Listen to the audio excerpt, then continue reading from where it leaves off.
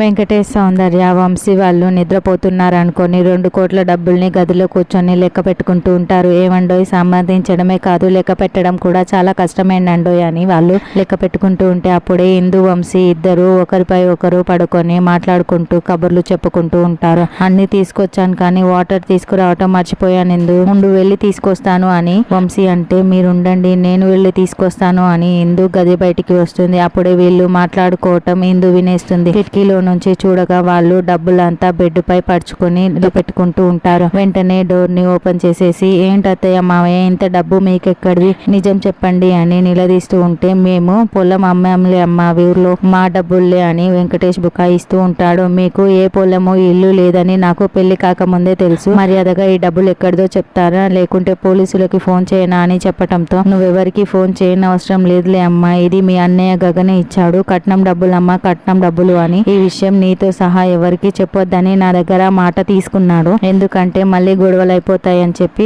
చెప్పొద్దని చెప్పారమ్మా, అందుకే నేను కూడా చెప్పలేదు. ఇలాంటి వాళ్ళని నేను ఎప్పుడు వింటమే కానీ మొదటిసారి చూస్తున్నానమ్మా, నువ్వంటే చాలా ప్రేమమ్మా గగన్ కి, ఇలాంటి అన్నయ్య చాలా తక్కువగా ఉంటారు తెలుసా, గగన్ అన్నయ్య మీ అన్నయ్య చాలా మంచివాడమ్మా, మంచివాడు, నీ కళ్ళల్లో నుండి కన్నీళ్లు వస్తే ఊరుకోనని కూడా మాకు వార్నింగ్ ఇచ్చాడు అని చెప్పటంతో ఇక ఇందు పక్కకు వెళ్లి గగన్ ని తలుచుకొని చాలా చాలా ఏడుస్తూ ఉంటుంది. తర్వాత కృష్ణప్రసాద్ బాగా తాగేసి బార్ లో మళ్ళీ ఇంకొక మందు గ్లాస్ పట్టుకొని వెళ్తూ పొరపాటున కింద పడిపోతూ ఉంటాడు. ఆ మందు కాస్త అక్కడ తాగుతున్న ఒక వ్యక్తిపై పడిపోతుంది. సారీ బాబు అని చెప్తూ ఉంటే, ఏంట్రా షర్టు పైన మొత్తం మందు పోసేసి సారీ చెప్తే అయిపోతుందా అని అతను కృష్ణప్రసాద్ పై చేసుకోవటంతో, అదేంటి నేను సారీ చెప్తున్నా చూసుకోలేదని చెప్తున్నా కదా అని కృష్ణప్రసాద్ కింద పడిపోతాడు. రే అంటూ కృష్ణప్రసాద్ ఫ్రెండ్ లేపుతూ ఉంటాడు. రే లేవరా, నువ్వు సారీ చెప్తే ఎవరికి కావాలరా అని అతను మళ్ళీ కృష్ణప్రసాద్ ని కొట్టబోతూ ఉంటే అప్పుడే గగన్ అక్కడికి వచ్చి వాడి చేతిని అడ్డు పట్టుకుంటాడు. మనిషికి గౌరవం ఇవ్వకపోయినా పర్వాలేదు, వయసుకైనా గౌరవం ఇవ్వాలి కదా, తప్పైపోయింది అని అతను సారీ చెప్తున్నప్పుడు, ఇట్స్ ఓకే అని నువ్వు చెప్పాలి, నువ్వు చేయి చేసుకుంటావా అని మర్యాదగా అతనికి సారీ చెప్పు అని చెప్తూ ఉంటే, అసలు నువ్వెవరివిరా అని అతను ప్రశ్నిస్తూ ఉంటాడు. అన్యాయం జరుగుతూ ఉంటే ప్రశ్నించడానికి నాలాంటి వాడు ఎవరో ఒకరు వస్తారు, నేను కూడా అలాగే వచ్చానురా, ముందు సారీ చెప్పు అని గగన్ వెనక్కి తిరుగుతాడు. అతను సారీ చెప్తూ మళ్ళీ చేయి చేసుకోబోతాడు. అయితే నీకు మాటలతో చెప్తే అర్థం కాదన్నమాట అని గగన్ అతన్ని కొమ్మేస్తూ ఉంటాడు. రే నేనెవరో తెలుసా అని అతను అరుస్తూ ఉంటే, నేను చేస్తున్నది కరెక్ట్ అయినప్పుడు నువ్వెవరో తెలుసుకోవాల్సిన అవసరం నాకేముంది అని వాడి చేతిని గగన్ విరిచేస్తూ ఉంటాడు. వాడి ఫ్రెండ్స్ 2-3 గగన్ పైకి విడిచిపెడుతూ ఉంటారు. వాళ్ళని కూడా గగన్ కుమ్మేసి ఇక వాడి జుట్టు పట్టుకొని మర్యాదగా సారీ చెప్పు అని చెప్పటంతో, సారీ అని అతను కుప్పకూలిపోతాడు. వెళ్ళరా వెళ్ళు అని చెప్పటంతో అతను పక్కడి నుంచి పారిపోతాడు. తర్వాత గగన్ అక్కడున్న వాళ్ళ క్లయింట్స్ తో, ఇలాంటి చోట మీటింగ్ పెట్టడం నాకు అస్సలు నచ్చలేదు, కానీ మీరు పెట్టారు, నేను వచ్చాను, మంచికే అనుకుంటాను అని వెళ్ళిపోతూ ఉంటాడు. రే గగన్ థ్యాంక్స్ రా అని కేపీ చెప్తున్నా కూడా గగన్ పట్టించుకోకుండా వెళ్ళిపోతాడు. నీపై చేయి పడినందుకు నీ కొడుకు ఎలా రియాక్ట్ అయ్యాడో నా కళ్ళతో చూశాను. ఎవరైనా ఇలాంటి కొడుకుని కోరుకుంటారు, కానీ ఇలాంటి కొడుకుని నువ్వు దూరం చేసుకున్నందుకు నీ బ్యాడ్ లక్ రా, ఎలాగైతేనేం నీ కొడుకు చాలా మంచివాడు, నువ్వు మంచివాడిని పుట్టించుకున్నావు అని ఫ్రెండ్ చెప్పేసి వెళ్ళిపోతాడు. కేపీ గగన్ ని తలుచుకుంటూ ఉంటాడు. తర్వాత తప్పసాగేసి మీరా అని అరుస్తూ లోపలికి రావటంతో, ఏంటండి తాగేసి వచ్చారా, ఎవరైనా చూస్తే అన్నయ్య కూడా ఇంట్లోనే ఉన్నారండి అని ఉంటుంటే, పొద్దున నాపై నింద వేశారు, మరి నేను తాగి రాకూడదా, ఇంట్లో ఉండకూడదా, నిందలు వేస్తేనేమో భరిస్తూ ఉండాలి, తాగి వచ్చిన వాళ్ళని ఇంట్లో నివ్వరా అని కేపీ ఇష్టం వచ్చినట్లు అరుస్తూ ఉంటాడు. అయ్యో మావయ్య అరవకండి మావయ్య ప్లీజ్ మావయ్య అని భూమి వేడుకుంటూ ఉంటే, అమ్మ భూమి నీ మాట తప్పించి ఎవరి మాట విననమ్మా, నువ్వు చెప్తున్నావు కాబట్టి అరవన్లే అమ్మా, నీ మీద ఒట్టమ్మా అని కేపీ మాట్లాడుతూ ఉంటే, సరే మావయ్య లోపలికి వెళ్దాం పదండి అని భూమి అంటుంది. అప్పుడే అపూర్వ అక్కడికి వచ్చి,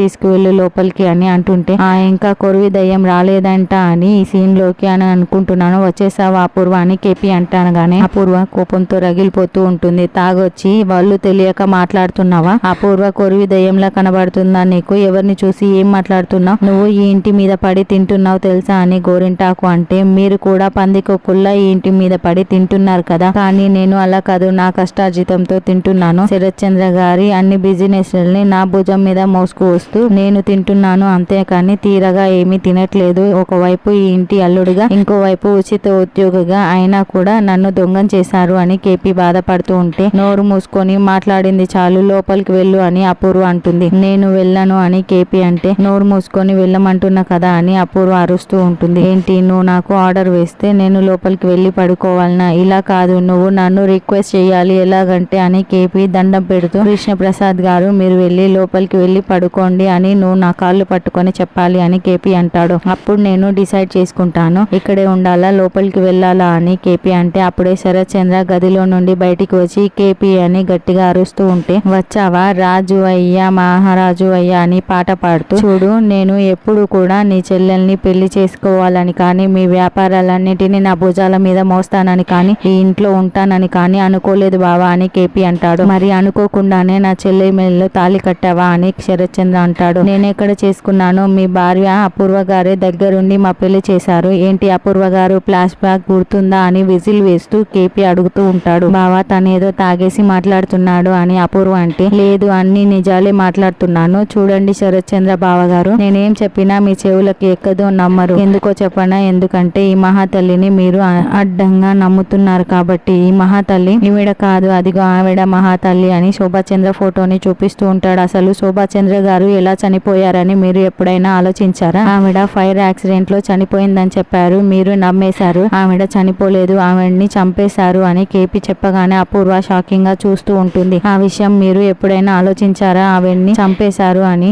అంటే ఏం మాట్లాడుతున్నావు కేపీ, నువ్వు నా శోభని చంపేశారా అని శరత్ చంద్ర నిలదీస్తూ ఉంటాడు. అవును చంపేశారు, ఆ చంపిన వాళ్ళు మీ ముందే ఉన్నారు, మీ కళ్ళ ముందే ఉన్నా కూడా మీరు కనుక్కోలేరు. ఒకవేళ నేను చెప్పినా కూడా విని తట్టుకునే ధైర్యం మీకు ఉందా అని కేపీ అడగటంతో, తట్టుకోవటం కాదు, ఈ ముళ్ళ కళ్ళు వాళ్ళు ఎక్కడ ఉన్నా కూడా నేను వాళ్ళని చంపేస్తాను అని శరత్ చంద్ర చెప్తాడు. చెప్పు, నా శోభను చంపింది ఎవరు అని శరత్ చంద్ర నిలదీస్తూ ఉంటే, అయితే నీ శోభాచంద్రన్ చంపింది మరెవరో కాదు, ఇదిగో నీ కళ్ళ ముందు ఉన్న నీ భార్య అపూర్వనే అని. ముందు ఆవిడ్ని చంపి తర్వాత నన్ను చంపేసే అని కేపీ చెప్పటంతో అందరూ షాకింగ్ గా చూస్తూ ఉంటారు. వెళ్ళండి, వెళ్ళి పట్టరండి మీ గన్నుని, తర్వాత స్టోరీ డీటెయిల్ గా చెప్తాను అని కేపీ కింద పడిపోతాడు. ఏమండి ఏమండి అంటూ మీరా, చెర్రీ, భూమి ముగ్గురు కూడా కేపీ దగ్గరికి వస్తారు. ఏంటి మీరిద్దరు అని శరత్ చంద్ర అంటుంటే, ఏదో తాగేసి మాట్లాడుతున్నాడు బావా అని అపూర్వ అంటుంది. కానీ కేపీ మీరిద్దరు అనే చెప్తున్నారు అని శరత్ చంద్ర అంటే, తాగేసి మాట్లాడిన మాటలు మీరు అస్సలు పట్టించుకోకండి బావా, దేవత లాంటి అక్కని నేనెందుకు అలా చేస్తాను బావా, మీరు అస్సలు పట్టించుకోకండి, 2 కోట్లు కొట్టేశాడు కదా, అందుకే ఇందులోకి నన్ను కూడా లాగుదామని ఇలా మాట్లాడుతున్నాడు బావా అని అపూర్వ అంటే, అబ్బాయి ఏం పర్ఫార్మెన్స్ అపూర్వ,